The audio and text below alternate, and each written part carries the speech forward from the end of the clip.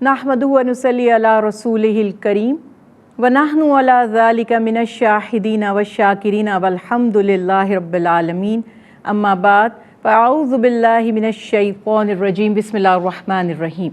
अस्सलामु अलैकुम व रहमतुल्लाहि व बरकातुहू। नाज़रीन, प्रोग्राम है हय्या अलस्सला और आज हम बात करेंगे नमाज की अहमियत के हवाले से।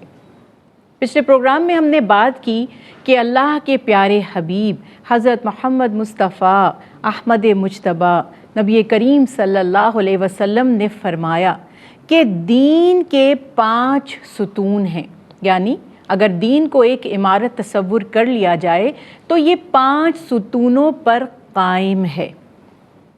तौहीद यानी अल्लाह सुब्हानहू व तआला की वहदानियत की गवाही देना और मोहम्मद मुस्तफ़ा सल्लल्लाहु अलैहि वसल्लम को अल्लाह का बंदा और रसूल मानना। और दूसरा रुकन है नमाज कायम करना। अगर देखा जाए तो आमाल में सबसे पहला हुक्म ही नमाज का है, क्योंकि ये जो नंबर 1 पर तौहीद की हमने बात की या कलमा तैयबा की बात की, ये अक़ीदा है। यकीनन अक़ीदा होगा तो ही उसके तहत आमाल किए जाएंगे। आप सल्लल्लाहु अलैहि वसल्लम ने नमाज की ताकीद बहुत मौक़े पर फरमाई और ये वो खूबसूरत वस्फ़ है, ये वो प्यारा अमल है जिसे हम सिर्फ़ इबादत समझकर अदा नहीं करेंगे। हम मुख्तलिफ़ औक़ात में इस पर बात करते रहेंगे कि दरअसल ये ज़िक्र भी है, ये अल्लाह की याद का तरीक़ा भी है, लेकिन सबसे बड़ा जो सीक्रेट है, और आप कहते हैं ना एन ओपन सीक्रेट, यानी वो राज जो खुल जाता है, वो ये है कि नमाज हमारी कामयाबी की ज़ामिन है। जो शख्स इस सुतून को थाम लेगा, जो शख्स इसकी अहमियत को समझ लेगा, वो ज़रूर कामयाब होगा। हर शख्स आज स्ट्रगल कर रहा है, नफ्सा नफसी है। अगर आप दुनिया के किसी भी हिस्से के इंसानों को देखें, हर शख्स की कोशिश का, उसकी जद्दोजहद का जो दायरा है, उसकी एफ़र्ट्स का जो सबब है, एक लफ्ज़ में कहूँ, कामयाबी चाहता है। हर शख्स सक्सेस चाहता है और जिस चीज़ में कामयाबी छुपी हुई है उससे बेखबर है। ये बात इंशाअल्लाह अल्लाह सुब्हानहू तआला हमें समझने की तौफ़ीक अता फ़रमाएँ और फिर आप अपनी ज़िंदगी में तब्दीली महसूस कीजिए। होता क्या है कि दीन इस्लाम में इस चीज़ पर बहुत ज़्यादा ज़ोर दिया गया है कि यहाँ हर अमल का दारो मदार नीयत पर है। बहुत मशहूर आप सल्लल्लाहु अलैहि वसल्लम की हदीस मुबारका, इन्नमल आमालु बिन्नियात, आमाल तो नीयतों से हैं, यानी आमाल का दारो मदार नीयत पर है। जब हम अल्लाह की इबादत करें, जब हम अल्लाह का ज़िक्र करें, जब हम अल्लाह को याद करें, तो इखलास के साथ उसको राज़ी करना हमारा मकसद अव्वलीन होना चाहिए।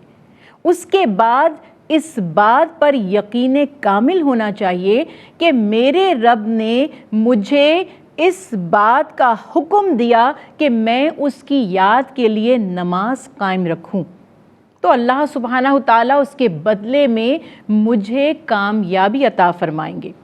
किसी को याद करते हैं तो उसका ज़िक्र करते हैं ना, किसी का तज़किरा होता है, किसी की अच्छी बात याद की जाती है, किसी का वैसे दिमाग में ख़याल आ जाता है। अल्लाह सुब्हानहू तआला फ़रमाते हैं, अगर तुम मुझे याद रखोगे तो मैं तुम्हें याद रखूँगा। अब हमारा याद करना किस मायने में है और अल्लाह सुब्हानहू तआला का याद करना, इससे क्या मुराद है?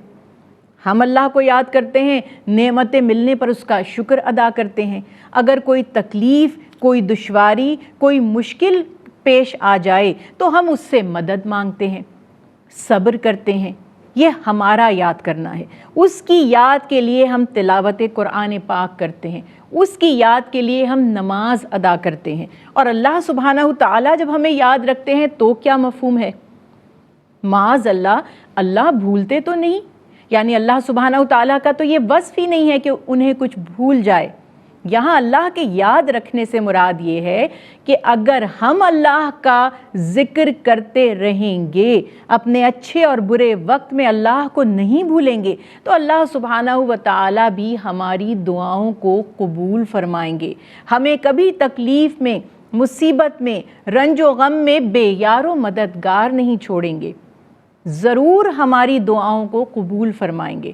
یہ بات انشاءاللہ ہم سمجھ لیں گے. اور یاد رکھیے کہ نبی کریم صلی اللہ علیہ وسلم نے نماز کی اہمیت سے متعلق جو احکامات فرمائے, اس میں نماز کی تاکید ایسے ہے کہ بچپن سے ہم نے اپنے بچوں کی, یعنی جو مسلمان گھرانے ہیں وہاں بچوں کی تربیت کا حصہ ہے, ان کا یہ بنیادی وصف ہونا چاہیے, یہ فرض ہونا چاہیے والدین کا کہ وہ اپنے بچوں کی جب تربیت کریں تو سب سے پہلے جو اعمال سکھائے جاتے ہیں, اعمال کی بات کر رہی ہوں, عقائد تو یقیناً کلمہ طیبہ سب سے پہلے سکھایا جائے گا, عمل میں سب سے پہلے نماز ہے. چند حدیث مبارکہ آپ کے سامنے پیش کرنا چاہوں گی. نبی کریم صلی اللہ علیہ وسلم کی حدیث مبارکہ ہے. آپ صلی اللہ علیہ وسلم نے فرمایا, اپنی اولاد کو نماز پڑھنے کا حکم دو جبکہ وہ 7 سال کے ہو جائیں, اور نماز نہ پڑھنے پر ان پر سختی کرو جبکہ وہ 10 سال کے ہو جائیں, اور ان کے بستر الگ کر دو, یعنی لڑکوں اور لڑکیوں کے بچوں اور بچوں کے بستر الگ کریں جب وہ 10 برس کے عمر کو پہنچ جائیں. اب یہاں پہ آپ یہ دیکھیے 7 سال کی عمر یہاں بتائی جا رہی ہے. سچی بات تو یہ ہے کہ اگر آج کل ہمارے مشاہدے میں یہ آتا ہے کہ بچے جب آپ ان کو KG1 KG2 یعنی کنڈر گارڈن میں اگر آپ ڈالتے ہیں اور کلاس 1 میں بچے جاتے ہیں, تب بھی ان کا سلیبس اگر آپ دیکھیں, جتنے بھی ان کے سبجیکٹس ہوتے ہیں, جو مضامین ہوتے ہیں, اچھی خاصی چیزیں ان کو مٹیریل جو ہے, ان کا جو سلیبس ہے انہیں یاد کروایا جاتا ہے. اللہ سبحانہ تعالیٰ نے انسانی دماغ میں یہ صلاحیت رکھی ہے, خصوصی طور پر چھوٹی عمر میں, کہ وہ بالکل ایک ایمٹی, جیسے کہتے ہیں نا, شیٹ کی طرح ہے. جتنی ینگ ایج ہے, جتنی چھوٹی ایج ہے, دماغ میں اتنی ہی کیپیسٹی ہے, اتنی ہی وسعت ہے, اتنی ہی صلاحیت ہے چیزوں کو سیو کرنے کی, جس کو ہم کہتے ہیں میمورائز کرنا, یاد کر لینا. میں تو یہ سمجھتی ہوں کہ 7 سال کی عمر تو بہت بہت پرفیکٹ ہے. ہمارے مشاہدے میں یہ بھی آ رہا ہے کہ بچے ماشاءاللہ 3 سے 4 سال کے بھی جب ہوتے ہیں تو قرآنی صورتیں, خصوصی طور پر جو ہم نماز میں پڑھتے ہیں, بچوں کو بآسانی یاد ہو جاتی ہیں. لیکن اس کے باوجود اللہ کے پیارے حبیب محمد مصطفیٰ صلی اللہ علیہ وسلم نے فرمایا 7 برس کی عمر سے سکھانا شروع کرو. یوں تو چھوٹے بچے جو کرال کرنے والے ہوتے ہیں, جب ہم نماز پڑھ رہے ہوتے ہیں, آپ نے اکثر یہ مشاہدہ کیا ہوگا کہ وہ بچے بھی ساتھ بالکل انہی اعمال کو کاپی کرتے ہیں. سجدے میں گئے, وہ سجدے میں چلے جاتے ہیں, رکوع کر رہے ہیں تو نقل کر کے رکوع کرنے کی کوشش کرتے ہیں. ان بچوں کو کبھی روکیں مت, انہیں دور مت کریں. یہ سنت رسول اللہ صلی اللہ علیہ وسلم ہے کہ آپ کے نواسے, آپ صلی اللہ علیہ وسلم کی نماز کے دوران اگر آپ صلی اللہ علیہ وسلم کے مبارک کاندھوں پر سوار ہو جائیں تو آپ سجدہ طویل فرما دیا کرتے تھے.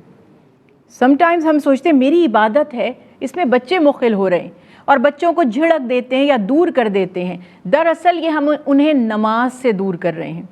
انہیں آہستہ آہستہ مانوس ہونے دیں نماز سے, اللہ کی یاد سے. جس طرح بھی وہ آپ کے ساتھ لگ کر ایکشن کر رہے ہیں, کاپی کر رہے ہیں, کرنے دیجئے. پھر جب وقت آتا جائے اور آپ کو لگتا ہے کہ اب بچے کی صلاحیتیں اتنی ہیں کہ ہم ان کو چھوٹی چھوٹی صورتیں, کیا مشکل ہے, سورہ اخلاص یاد کر لیں گے, سورہ فاتحہ یاد کر لیں گے, درود پاک یاد کر لیں گے, ثنا یاد کر لیں گے، آہستہ آہستہ ان کو پوری نماز یاد ہو جائے گی، اور پھر جب 10 برس کی عمر ہو جائے، 10 ایئرز کے بچے ہو جائیں، تو آپ صلی اللہ علیہ وسلم نے فرمایا سختی کرو۔ اب یہ جو سختی کا کانسیپٹ ہے اس کو بھی سمجھ لیجئے، اس میں خدا نخواستہ ایسا نہیں ہے کہ مار پیٹ کر اور ان کو ٹارچر کر کے اور ان کے دل سے نماز کی محبت ہی نکل جائے اور ان کو لگے کہ یہ تو کوئی بہت ہی زیادہ ہم پر ظلم کر کے ہم سے کوئی کام کروایا جا رہا ہے۔ سختی کا مطلب فرم ہو جائیں۔ بچوں کو جب آپ مونٹیسری کے لیے، نرسری کے لیے، کے جی کے لیے، آج تو 2.5 سال کے بچوں کو اٹھا کر اسکول ہم بھیج دیتے ہیں، تب ہمیں ترس نہیں آتا، سختی کرتے ہیں نا، ورنہ بچہ تو اٹھے گا ہی نہیں اگر آپ اس پہ سختی نہیں کریں گے۔ تو سختی سے مراد یہ نہیں ہے کہ آپ اس کو مارنا شروع کر دیتے ہیں، پیٹنا شروع کر دیتے ہیں، بلکہ جس طرح سے بھی آپ اس کو منا سکتے ہیں منائیں گے، اٹھائیں گے نماز کے لیے یا اسکول کے لیے۔ اکثر پیرنٹس یہ کرتے ہیں کہ اسکول کا تو سلیبس بہت اچھی طرح سے بچے تیاری کر رہے ہیں، اس وقت ان کو یہ ریئلائز نہیں ہو رہا ہوتا کہ بچے پر اتنی سی عمر میں ہم نے کتنا پریشر ڈال دیا۔ 2 سال کے، 2.5 سال کے بچوں کو ہم مونٹیسری بھیج دیتے ہیں۔ آج ہمارا حال یہ ہے کہ ہم بچے کی پیدائش سے پہلے ہی اس کی رجسٹریشن کی فکر کرتے ہیں، کیونکہ پھر ہمارے پاس سیٹیں نہیں ہوں گی، ہمیں اچھی مونٹیسریز میں ایڈمیشنز نہیں ملیں گے۔ لیکن کیا ہم ان کی آخرت کی بھی فکر کرتے ہیں؟ کیا ہم انہیں اللہ کی یاد کی طرف بھی راغب کرتے ہیں؟ کیا اس میں بھی ہماری ایفرٹ ایسی ہی ہوتی ہے؟ کبھی کبھی ہم ایسی بلنڈر مسٹیکس کرتے ہیں جس کا ہمیں خود شعور نہیں ہوتا، ہمیں ادراک نہیں ہوتا کہ اب آپ اندازہ لگائیے کہ ایک چھوٹا سا بچہ ہے، 2.5 سال اس کو بھیج دیا، ماں باپ سے بھی وہ دور ہے، گھر سے بھی دور ہے، گھر کے ماحول سے دور ہے، سفر کر کے اپنے اسکول پہنچتا ہے ایک ایسے انوائرمنٹ میں جو اس کے لیے غیر مانوس ہے، اس کی تربیت پر، اس کی ذہنی جسمانی نشو و نما پر بھی اس کا اثر پڑتا ہے۔ مگر ہمیں ایک دوڑ ہے جس کو ہم کہتے ہیں بھیڑ چال، کہ کہیں ہم پیچھے نہ رہ جائیں، ہمارے بچے پیچھے نہ رہ جائیں۔ ہماری ڈائریکشنز کو ہم نے صحیح سمت میں کرنا ہے، ہم نے کس سمت جانا ہے وہ ہمیں اس کا تعین کرنا پڑے گا۔ میں نے جیسا پہلے بھی بات کی کہ نماز صرف آخرت کی کامیابی کی ضامن نہیں ہے، یہ دنیا کی کامیابی کی بھی ضامن ہے۔ اس کے فوائد پر، اس کے مقاصد پر، اس کے اثرات پر ہم مختلف پروگرامز میں بات کرتے رہیں گے، مگر یاد رکھیے کہ بچے کی شخصیت کو پر اعتماد بنانے کے لیے، ان کی شخصیت میں کانفیڈنس پیدا کرنے کے لیے انہیں اپنے خالق، اپنے مالک، اپنے معبود سے انٹروڈیوس کروانا پڑے گا۔ ہمیں ان کا رابطہ اپنے خالق حقیقی یعنی اللہ سبحانہ تعالیٰ سے قائم کرنا پڑے گا، کیونکہ انسان کی یہ فطرت ہے۔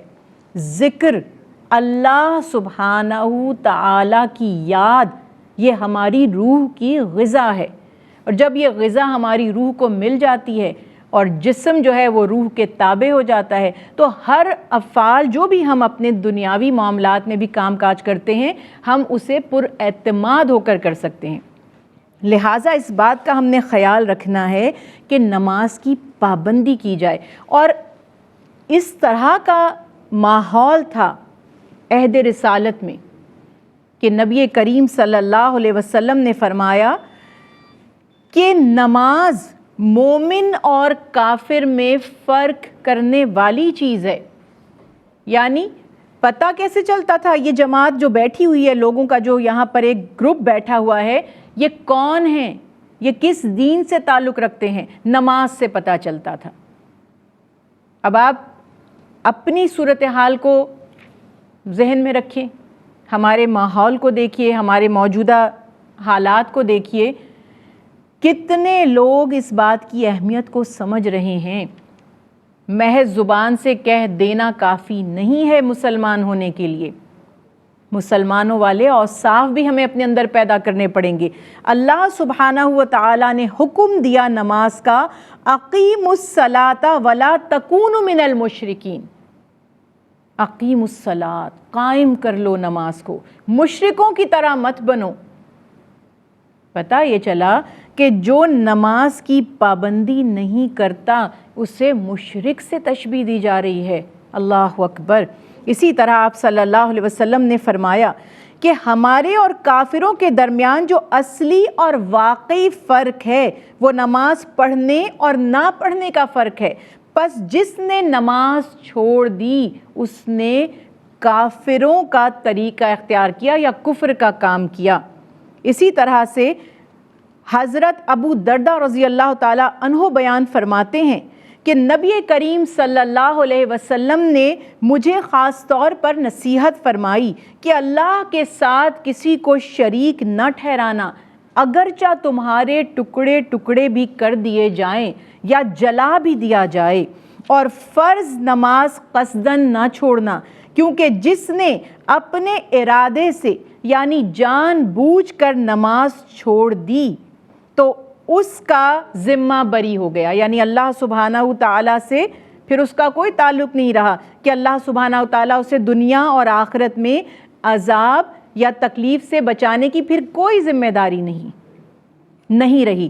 اور اسی طرح سے فرمایا کہ برائیوں سے بچتے رہو۔ دیکھیے پتہ یہ چل رہا ہے کہ دنیا اور آخرت میں جو چیز ہمیں مصیبت سے بچانے والی ہے، عذاب سے بچانے والی ہے، دکھ سے بچانے والی ہے، وہ دراصل نماز ہی ہے۔ اللہ سبحانہ و تعالی ہمیں نماز کی پابندی کرنے کی توفیق عطا فرمائے اور ہماری نمازوں کو اپنی بارگاہ میں قبولیت کے درجات عطا فرمائے۔ وما علینا الا البلاغ المبین۔